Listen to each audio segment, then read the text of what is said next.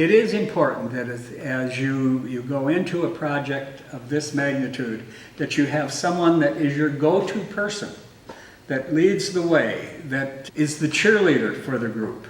And the idea is to work towards a project that, as an organization, you're going to be very, very proud of.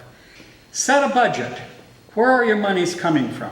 Know from the very beginning what the cost is going to be and what kind of a financial commitment you have towards the project. Thanks to the Student Association and the Hobo Day Committee, there are funds available. But oftentimes that alone is not enough to cover everything. Perhaps a commercial sponsor would gladly step in for just a sign on the float. Have a definite plan.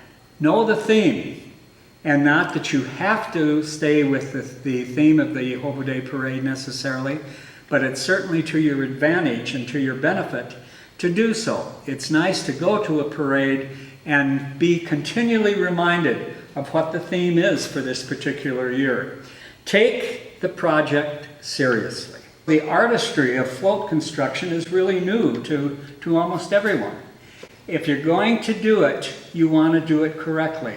And so there are steps to be followed in the procedure of building a float. Make sure that you have all the necessary tools, materials, and supplies available at the time of construction. There's nothing more deflating to an organization to come and work and waste time because you don't have what you need. First thing, cardboard.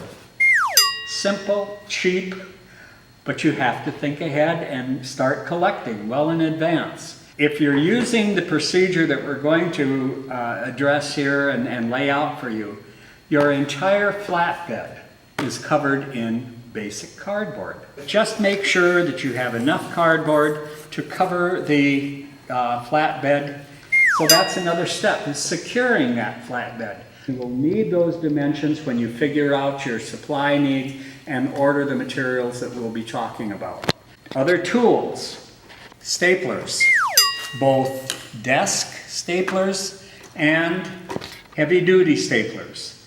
Certainly when you're working with cardboard, you need box cutters or utility knives and plenty of blades to go with it. You'll need wire. If you're going to use wire, you have to have wire cutters. And then along with that, for seams and whatnot, just regular old packing tape works well. Certainly it doesn't hurt to have a few tape measures on hand, hammers, saws for the wood, and then just your papers, whatever you decide to use for lettering, whether it be tag board or whatever. You'll see that there is a skirting with the title and then the fringe area behind it that brings the float all the way to the floor. When you drop your cardboard, a trick to keep it stable.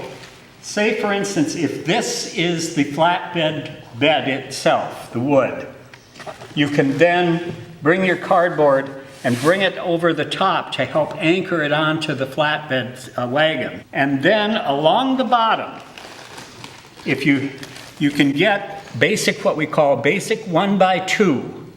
Comes in 8-foot strips.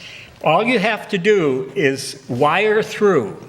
Just take basic wire through the cardboard, wrap it around, and it holds all the cardboard and it allows for your seams to stay together. And then you can anchor it with tape besides. There are basically 4 different materials that you will want to use. Once you have your basic flatbed covered and ready, then you go to the decor. They do have a publication that comes out twice a year, and the Hobo Day Committee will have, I'm quite sure, many of the catalogs and up to date in terms of price and availability.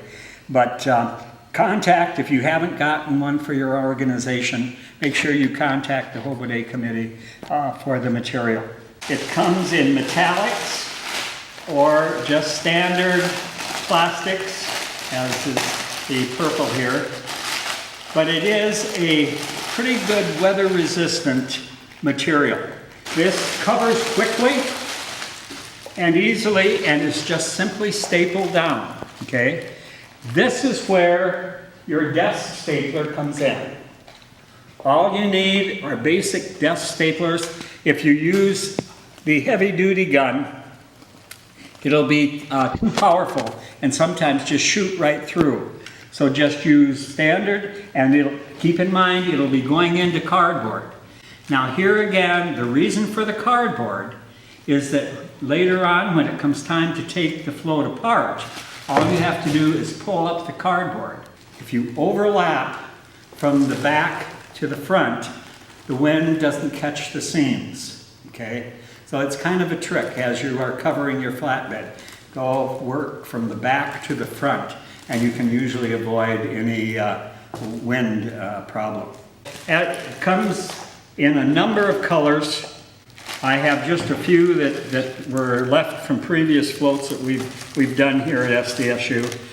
Another material that works very well is foil paper. The trick is to physically crinkle the foil paper. If you put this on the flatbed the way it is, and it's a sunny day, the glare becomes so bright you can hardly see the float for the glare. So what you want to do is take the foil paper and crinkle it.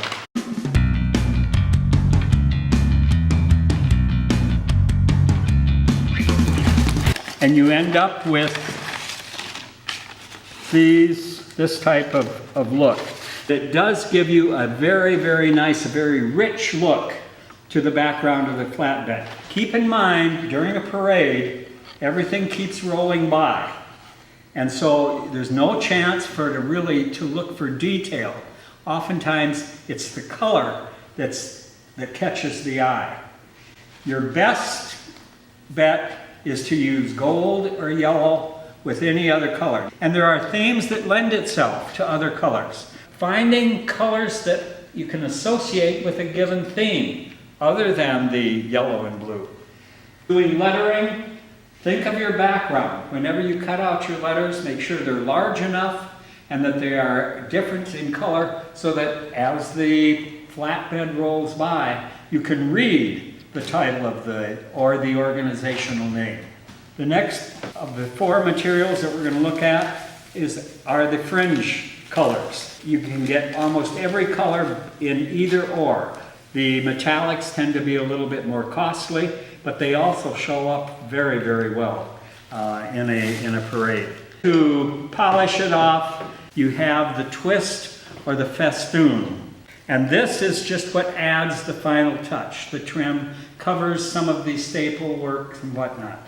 So a combination of your floral sheeting, your foil paper, your fringe, and your festoon or twist are the major materials that will complete the project. And keep in mind, this end product is a visual representation of your organization.